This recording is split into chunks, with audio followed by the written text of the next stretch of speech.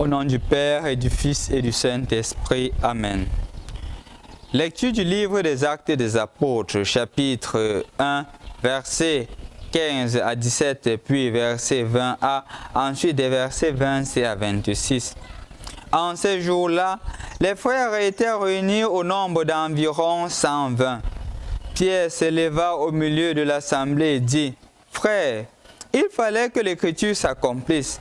Par la bouche de David, l'Esprit Saint avait d'avance parlé de Judas, qui en est venu à servir de guide aux gens qui ont arrêté Jésus.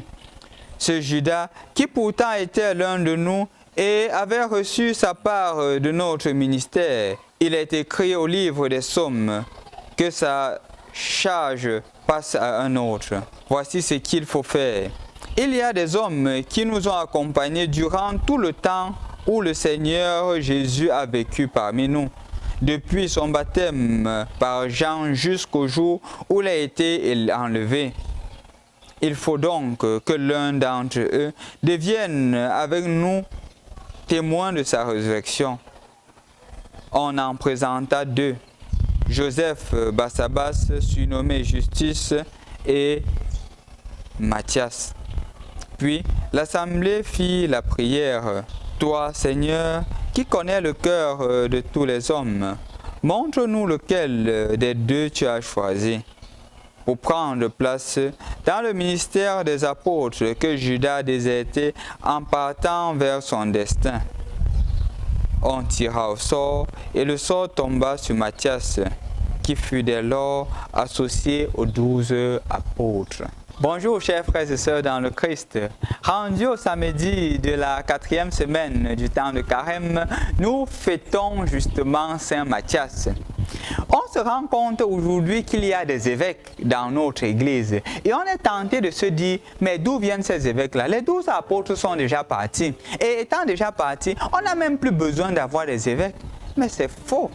Et justement, la fête de Saint Matthias nous montre comment est-ce que l'Église a été structurée et est structurée.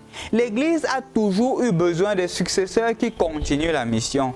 Le fait que Judas se soit écarté, les apôtres ne se sont pas dit que non, restons seulement 11 parce que justement on peut se partager les responsabilités, chacun peut avoir plus de pouvoir. Non. Pierre, sur l'action de l'Esprit Saint, dit non, le Seigneur avait choisi 12. 12 qui représentaient justement les 12 tribus d'Israël.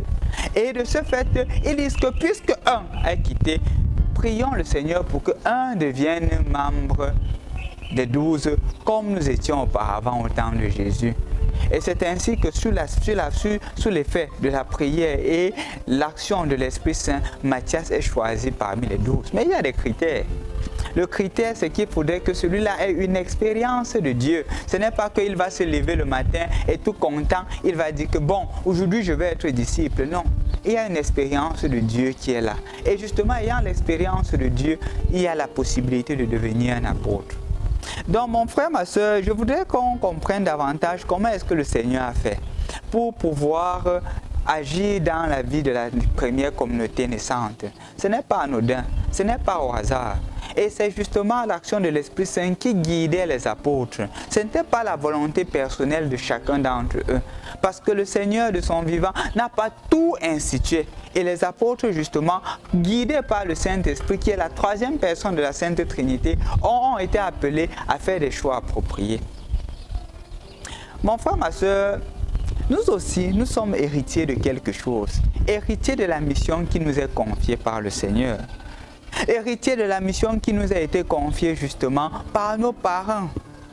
Héritier de la mission qui nous a été confiée justement par l'Église en nous faisant baptiser au nom du Père et du Fils et du Saint-Esprit. De la même manière que les apôtres ne voulaient pas laisser un siège vide, nous ne devrions pas laisser la foi qui nous habite vide. Nous sommes appelés à être aussi des missionnaires.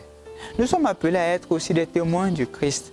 Nous sommes appelés à être des autres Matthias, des Matthias qui se laissent transformer par la parole de Dieu et qui acceptent aussi la capacité de prendre des responsabilités. Parce que malheureusement, chers frères et sœurs dans le Christ, Parfois, nous souffrons d'une maladie. Nous souffrons parfois de ce que j'appelle souvent, ou du moins ce que la langue française appelle l'hypergerphobie, la peur des responsabilités. Nous avons parfois peur de prendre des responsabilités. Quand dans ma communauté chrétienne, on dit que tu dois être responsable de ceci, quand dans ceci, on te donne cette responsabilité, on me donne cette responsabilité. Non, je ne veux pas. Je préfère travailler dans l'ombre. Si tout le monde travaille dans l'ombre, qui sera capable de faire quoi? Quand le Seigneur nous choisit, on est appelé à accepter et accepter la mission que le Seigneur nous confie. Je voudrais donc t'inviter aujourd'hui, mon frère, ma soeur, d'être justement celui-là qui se laisse toucher par la parole de Dieu et d'aller en mission aussi, d'accepter la mission que le Seigneur te confie aujourd'hui. Peut-être c'est de te réconcilier avec ton mari, peut-être c'est de créer la paix dans ta famille, peut-être c'est de créer la réconciliation avec tes collègues, peut-être c'est de créer le dialogue avec des personnes avec qui tu ne t'entends pas. Le Seigneur te dit, prends cette responsabilité-là en main, prends ça en charge et là justement tu ne souffriras jamais de l'hypergerphobie, tu souffriras justement de l'amour qui t'habite. En fait, ce n'est pas une souffrance, c'est la joie de partager l'amour de Dieu, c'est la joie d'être missionnaire comme le Christ. Bonne fête de Saint Matthias. Au nom du Père et du Fils et du Saint-Esprit. Amen.